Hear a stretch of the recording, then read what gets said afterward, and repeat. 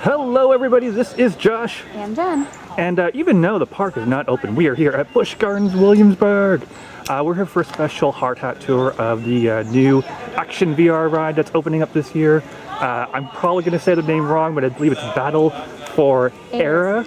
I believe, yes, Eire or Eire. We'll find out more later on. But yeah, so we're going to get a special look at the new headsets as well as the motion platform and everything like that today. It's going to be awesome. And you can see the ride sign here and then the entrance to the ride there. It's Eire. Eire, okay. So yeah, so we'll take you guys along for the ride here today. Show you the cool stuff. We'll have some interviews later on too with some of the creative staff. And we're excited. Jen, you're excited? Yes. Yes, awesome. All right, we'll be back soon.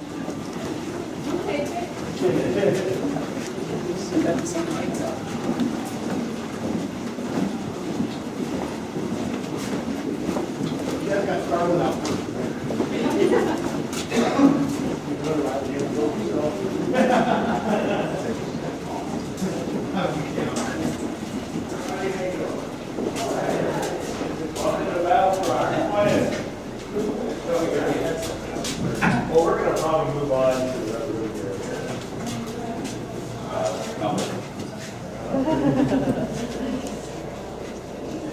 So this is actually how you guys are going to be able to come in when you're entering the ride. This is where you pick up your headsets and pretty much it's the start of the experience. So let's go ahead and move on to this one.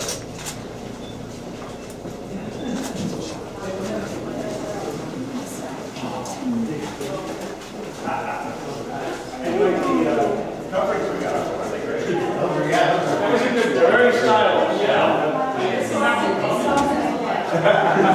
Come on in, everybody. We've got plenty of room here. Where's Jason at? Come on in. You got everybody? The facility is, you guys probably know, has been here since Questor back in 1990 when we first opened. But as you see, we've changed things up a bit. We're a little more animated. We have some fairy lights that have been hung, but they're going to be lowered. We've added some other theming. We've got a fireplace that's going to go in here, so there's a lot of different pieces and parts. This is in progress, so that's why you guys are in for the hard hat tour. Whenever it's finally done, it'll be a lot different. But you can see a lot of changes already.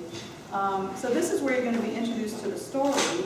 And since Jason was, instrumental in developing this story and everything, we'll let him introduce you to the character. First thing I'd like to do a quick survey.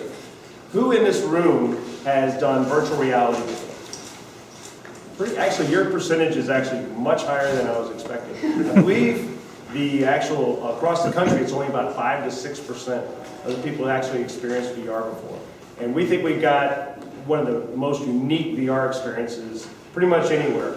As we go through the storyline, and you see Susie's already wearing one of the pieces that we have, we'll kind of talk you through how we all think this whole piece is going to go together and why we think Battle for Eire is going to be one of the most unique attractions that you'll find anywhere. So why don't you tell us a little about the story? Yeah, absolutely. As Larry mentioned, we feel like this is going to be the first major mass reality experience for people to come and actually go in large groups and experience virtual reality. Up until this point, it's always been, in small groups or smaller capacity venues. So this is a really exciting opportunity.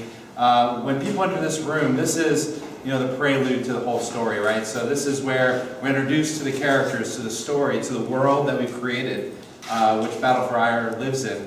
What's really unique about the story is we're trying to bring people in to the storyline as part of the adventure. So we are entering this world, this fantasy world, through an enchanted lens, aka our VR headset, and that is what allows us to experience this fantasy world. So without that, we would be seeing a normal world, right? So that's a really kind of cool overlay that we've introduced to this attraction, and a way that we can incorporate humans into the story to actually help the journey. So in this room, we're introduced to Addie, who's our main character. She's a very fierce female fairy. She's a warrior, she's a guardian, and she's here to recruit us to help protect the heart of Eire, which is the source of all magic in Ireland, from Baelor, who's the main villain. I think he's over here. He's right here. And Baelor's got his evil minions, the Slua, which is Back over here. yeah, which are over here. And they're a swarm of these evil little creatures that are going to be part of the story, and obviously it's something that we're going to be engaging with a lot. And then Addie has her trusty sidekick, Ollie, who's over here, and he's a dragon, and we get to opportunities to fly with the dragon, and fly with Addie, and help rescue the Heart of Eire from Baelor. So it's ultimately a story about saving the magic of Ireland, and bringing that back, and hopefully you guys enjoy it. Yeah. We can talk a little bit about how the whole system works. We're utilizing virtual reality headsets, commercial grade virtual reality. One of the big differences we have is that we want to drive these with a mini computer. So we want to be able to generate a really good high resolution image. We got a 2K resolution image, 4K resolution image on the headsets. And we have an individual computer driving each and every headset. We're also running at 90 frames per second. For comparison, you know, when your TV at home is running around 30 frames per second. So we're going to be 3 times that. And those of you who've put on headsets before, once you put in this headset, you're in another world. Everywhere your senses tell you, you look this way, you look that way, and you see everything that is in that world, created in that world. We have to run 90 frames a second, so that as you pan your head, you don't see picket. We call it the picket fence effect. So it's nice, smooth transition, just like you would at any of us in the outside real world. So that's one of the things that we're creating here.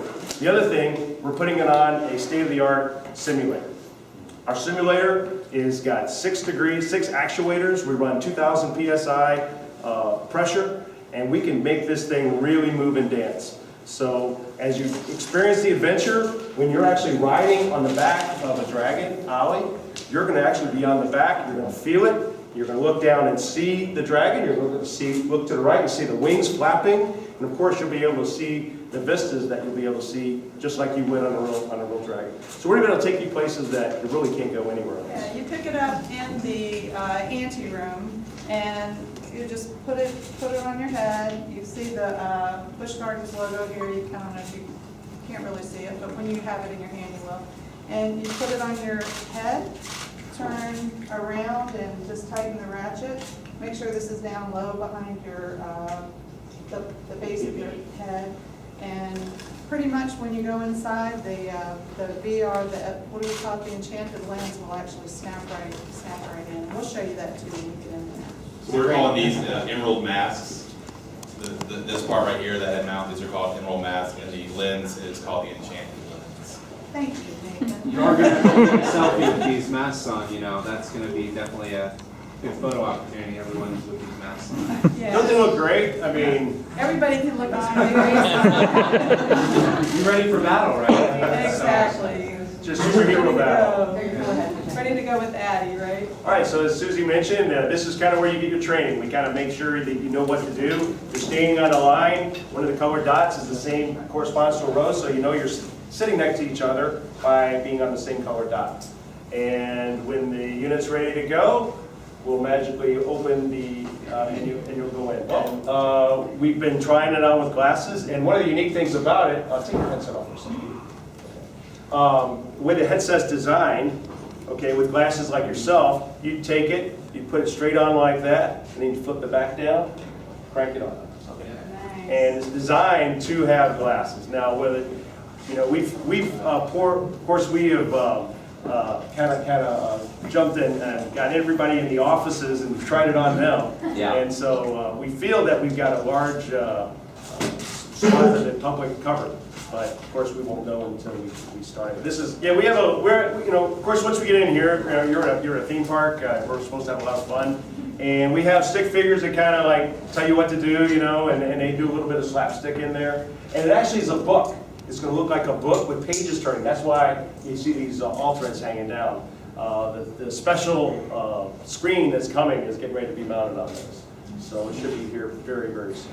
So you will have the option to take your VR mask off and be able to watch the main screen, which we will have a 2D image on the front main screen. Yeah. We anticipated there might be, a handful of people that really they want to ride with a family member that wants to experience the VR, but maybe they don't. So they might just choose not to wear it, which is fine. And they'll still be able to enjoy the storyline and everything else.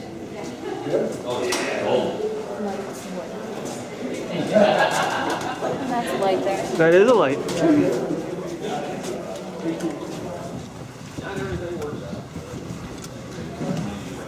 All right, for you, those of you who are veterans of So basically, when you come in here and sit down, like Larry said, you'll put the seatbelt on first, and then you'll reach to your right, take the headset that's there, and it just pretty much snaps right in to the mask that you already have on your head.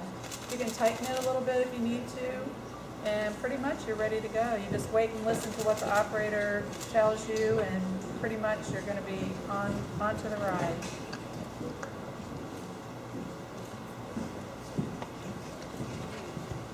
So Larry, did everybody leave? Hello? Hello, anybody there?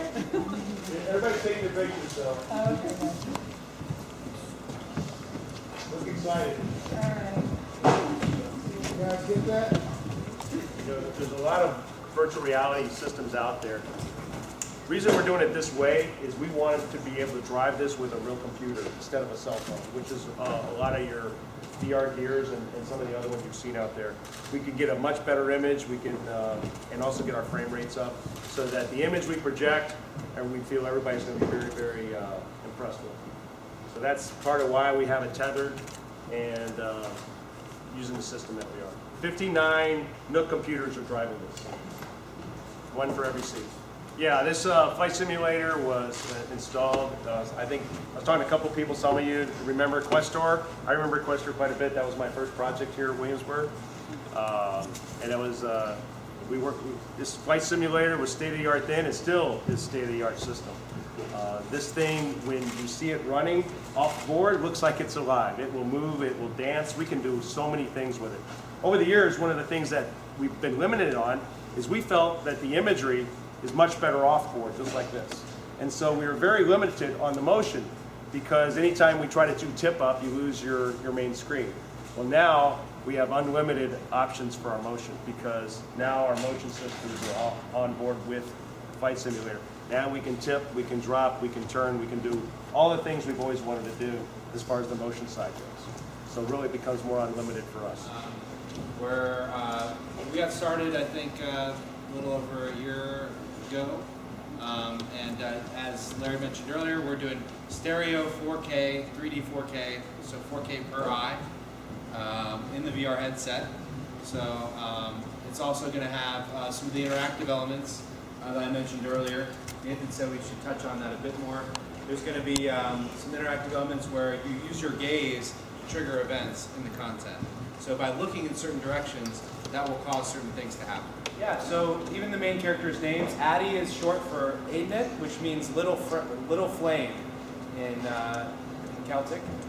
And then also Ollie is short for Olafeist, which is the most iconic dragon in Irish lore. So we really try to tie in a lot of Irish mythology and lore to the story to make it as authentic as possible, even to the point of we hired a lot of our voice talent from Ireland, from Dublin, to record the voices for this attraction so we can make an authentic experience. So that's when this whole process gets started. We go through pre-production, storyboards, visual development, concept development, character development. For those of you that were staying tuned to this project, I know we released a lot of the characters at IAPA, but even then, once you have those characters defined, it takes a lot of finesse to get everything integrated into a show like this and put in all the effects that we're throwing at this thing, which there will be a lot of different effects and high-powered elements going on in the show. We're going to be able to put you on the back of a dragon flying through the air, at 500 feet. And you're going to look around and your eyes will tell you that, yeah, it looks about right. Your inner ear, you're going to feel motion of a wing moving. And you're gonna go, yeah, this feels pretty darn close. Yeah. And there's no other place that you can really do that. No other medium that we can really take you there and really make your senses believe that you're there.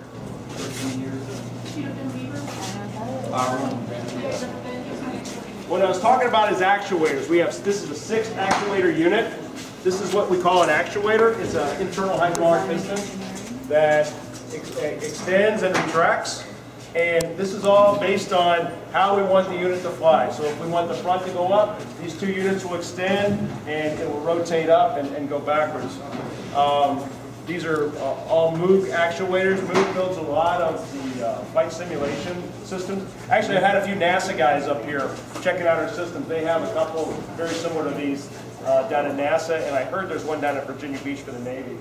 One of the other things that's kind of unique, this is what we call the mini base. This is actually one of the first steps we used to program this ride here. We actually got a mini base over here, and you can see it's already set up. We've actually been working on it.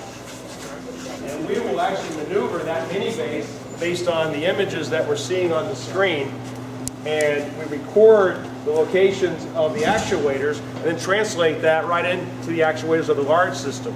So we'll try it on here manually to get a rough ride profile. Then we'll move it over to the main system and we'll actually ride it on the main system to see how it feels.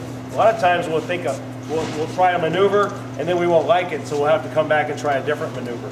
After we get it to where the ride profiles are pretty close, we'll then go in software and change it and smooth them and get them to where we want. If we want to add a little bump here and there, we will do that. As you get onto the ride, this ride of course seats 59 people. They all load in from one side and exit out the other. We call that flush loading in our world. After everybody's loaded, seated, and buckled, the ride control system verifies that everybody's seated, all buckles are in place, everything's ready to go, verifies all the systems are good. It will then launch with operator actuation. These 2 ramps on each side actually fold up and into the building to clear the way for the motion for the ride system. You'll see a yellow line around the outside here. That is actually where the motion base could actually venture. So you can see the amount of space that this motion base can actually move. We used to have these cutouts right here. Where back in the day when we had Questor, we had a front nose on here with the onboard image. This piece, that system used to fit in this hole. So since we've taken off the front screen, we don't need it, so we went ahead and filled it in. So you just imagine that the entire motion of this motion base, how dynamic it can actually be. Start moving back up. Our company's very excited about it. In fact, our John Riley, our CEO, was just up here last week and toured just like you folks have. He had a little more pointed questions than you do, but he was very excited. He considered this one of the top openings that we're going to have at SeaWorld Parks. So we're excited, and so is our company.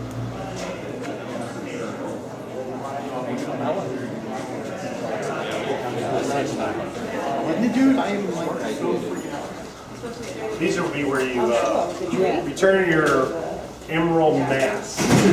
So we'll have those carts that we'll catch them, and then we wheel them out, and we go out that door, and we take them to another facility where we mine them.